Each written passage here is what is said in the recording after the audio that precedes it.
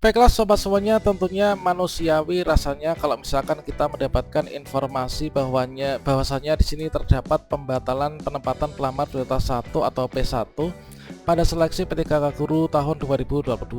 Apalagi kita termasuk dalam salah satu nama guru-guru yang dibatalkan untuk penempatan P1 di tahun ini.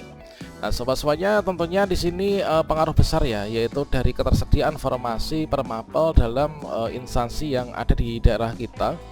Nah, pada video ini kita akan berbagi update yaitu terkait tentang bagaimanakah 5 langkah bijak kita sebagai seorang guru honorer ini dalam menanggapi pengumuman pembatalan penempatan untuk pelamar prioritas 1. Nah, di sini kita harus positive thinking dikarenakan dari pusat ini sudah menyediakan ya solusi yang terbaik untuk kita semuanya. Nah, kira-kira bagaimanakah 5 langkah bijak kita sebagai seorang guru honorer dalam menanggapi pengumuman pembatalan penempatan ini? Silahkan simak video ini sampai selesai. Namun sebelum kita lanjutkan, perlu saya ingatkan, bagi teman-teman yang mungkin baru pertama kali menemukan channel ini, silakan klik tombol subscribe-nya dan aktifkan notifikasi loncengnya, sehingga nanti jika ada update video terbaru, teman-teman tidak akan ketinggalan informasi. Baiklah sobat semuanya, untuk yang pertama ini adalah hal yang paling penting ya. Ini adalah kita tidak perlu khawatir ya. Adalah merupakan hal yang biasa dalam seleksi. Itu ada yang lulus, ada yang mungkin belum lulus, dan juga ada yang mendapatkan kabar gembira dan juga kabar gembira yang tertunda. Maka di sini yang pertama, di sini kita tidak perlu khawatir ya teman-teman. Nah, di sini seperti yang kita ketahui bahwa seperti yang telah disampaikan ya, bahwasanya data nilai passing grade kita ini sudah dikunci ya atau terdata di Kemdikbudristek. Nah, insya Allah nanti di tahun depan yaitu pada seleksi PTKK Guru 2023 ini nanti kita akan ditempatkan ya jika memang di daerah kita ini membuka formasi sesuai dengan mapel kita. Nah, sobat-sobatnya, seperti halnya yang telah disampaikan sebelumnya ya, yaitu oleh Ibu Hasnah, yang mana di sini disampaikan bahwasannya untuk teman-teman baik itu dari P1 kemudian P2 P3 yang belum mendapatkan penempatan dan juga observasi, ini tidak perlu galau ya, dikarenakan dari teman-teman ini sudah bergerak dan ada respon positif. Dan semoga nanti di perekrutan di tahun 2023 ini nanti regulasinya ini masih khusus ya dari teman-teman P1, P2 dan juga P3. Nah, selanjutnya di sini juga seperti yang telah disampaikan bahwasannya untuk data kita ini terkunci. Tentunya di sini seperti yang kita ketahui dari Kemdikbudristek ini sudah mengajukan yaitu untuk kebutuhan di tahun 2023. Ini bukan hanya untuk kebutuhan guru, namun juga untuk tenaga kependidikan ya.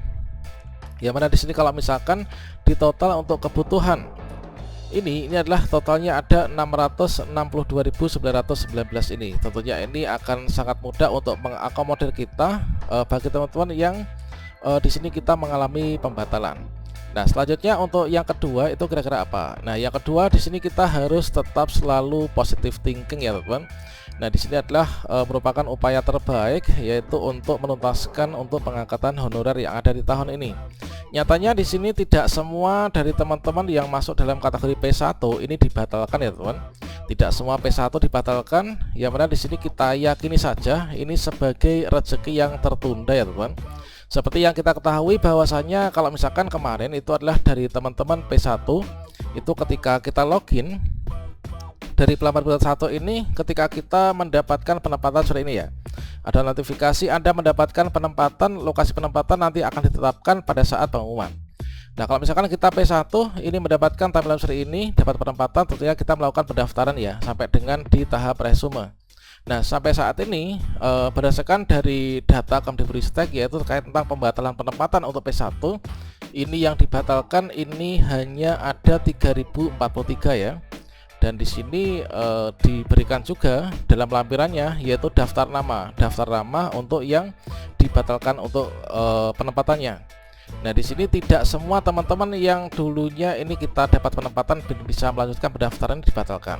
Sehingga di sini untuk yang teman-teman nggak ada daftar namanya di sini, untuk teman-teman P1 maka di sini data kita aman ya. Dan tentunya tinggal menunggu saja untuk penempatan nanti yang akan disampaikan pada tanggal 10 Maret ini. Kita pantau saja nanti pada grup P3K kemdikbud.go.id dan juga sscsnbkn.go.id. So di sini kita harus selalu positive thinking ya teman-teman terkait tentang pengumuman pembatalan ini. Dan selanjutnya untuk yang ketiga, ini adalah kita tidak perlu dulu ya untuk melakukan pergerakan apapun yang ada di Dapodik ya. Jadi kita tidak perlu dulu melakukan pergerakan apapun di Dapodik, kita tunggu nanti untuk kebijakan dari pusat untuk mekanisme nanti bagaimana. Ini adalah salah satu pesan yang dititipkan oleh kawan kita yang ada di dinas teman-teman yang menangani terkait tentang Dapodik ya. Jadi kita tidak perlu melakukan pergerakan apapun dulu terkait tentang untuk hal ini. Kita tunggu nanti untuk kebijakan berikutnya yang tentunya nanti akan juga tertuang dalam juknis ya untuk diseleksi P3K 2023. Dan seperti yang telah disampaikan juga bahwasanya untuk diseleksi P3K 2023 nanti di sini tetap akan menggunakan data Dapodik ya, data Dapodik, kemudian juga info GTK, kemudian dengan data Dukcapil ya, data Dukcapil dari data NIK, kemudian juga dari data KK.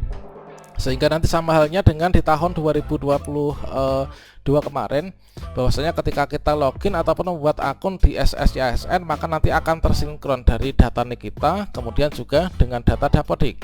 Ya mana pada bagian Dapodik ini tersinkron juga dari data profil by NIK kita, kemudian juga status prioritas kita, apakah kita itu termasuk dalam P1, P2 ataukah P3 atau juga pelamar umum. Tentunya di sini nanti akan dilakukan updating data. Jadi untuk status prioritas ini adalah nanti tetap akan tercatat ya pada data Kemdikbudristek. Kemudian juga terkait tentang referensi NPSN adalah dipergunakan untuk penetapan formasi ya. Apakah di sekolah kita nanti akan ada formasi atau tidak? Kemudian kita Dapodiknya apakah di sana? Tentunya nanti akan berpengaruh. Nah, selanjutnya di sini juga akan juga tersinkron ya dari parameter yaitu turun maupun juga naik status prioritas. Nah, di sini nanti juga akan tercatat apakah kita ini pernah turun prioritas ataukah naik prioritas. Tentunya nanti kita akan diutamakan untuk prioritas yang awal ya teman-teman. Inilah nanti tersinkron dengan data ini sehingga di sini kita tunggu progres untuk dinamika berikutnya. Tidak perlu melakukan dulu untuk pergerakan data Dapodik apapun ya. Kita tunggu nanti kebijakan dari pusat. Nah, kemudian untuk yang keempat di sini adalah kita jangan membuat pergerakan dan juga gejolak ya yang merugikan baik itu untuk diri kita sendiri maupun juga orang lain.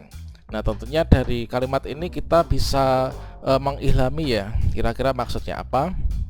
Jadi di sini kita harus bisa belajar untuk bersabar ya, jangan membuat pergerakan atau gejolak yang bisa merugikan diri kita sendiri maupun juga orang lain.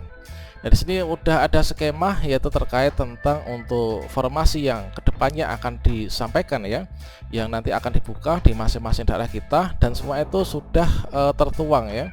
Bahwasanya di sini ada jaminan yaitu didorong untuk memberikan formasi 100% sesuai dengan arahan dari Kemdikbudristek.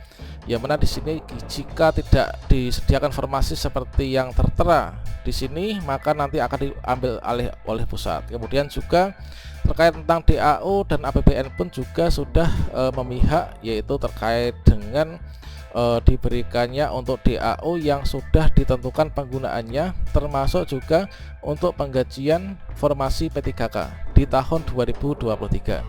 Nah, tentunya di masing-masing daerah kita sudah bisa melihat dan bisa diperhitungkan kira-kira daerah tersebut itu membuka formasi dengan jumlah yang keberapa. Kemudian untuk yang terakhir, yang kelima, yaitu di sini kita harus bisa memberikan contoh yang baik ya terhadap peserta didik kita. Nah, di sini kita sebagai seorang guru ini memberikan contoh yang terbaik terhadap peserta didik kita dan kita ingat kembali ya, yaitu dari 4 kompetensi seorang guru yaitu dalam Undang-Undang Republik Indonesia Nomor 14 Tahun 2005 bahwasanya di sini di pasal yang ke-8 untuk kompetensi guru itu meliputi kompetensi yaitu ada kepribadian, kemudian kompetensi pedagogi, kompetensi sosial dan juga kompetensi profesional. Ini adalah kita dapatkan dengan mengikuti PPG. Nah, meskipun kita mungkin sebagian belum ada yang PPG, ini kita tetap sebagai seorang guru ini menerapkan ya dari 4 kompetensi guru ini. Nah, contohnya ini misalkan untuk kepribadian, ini kita menjadi pribadi yang ramah, kemudian santun, kemudian toleran dan juga peduli. Tentu juga tidak mengesampingkan adanya yaitu pedagogis, kemudian juga profesional serta sosial. Oke, demikian, semoga bermanfaat ya teman-teman. Wassalamualaikum warahmatullahi wabarakatuh.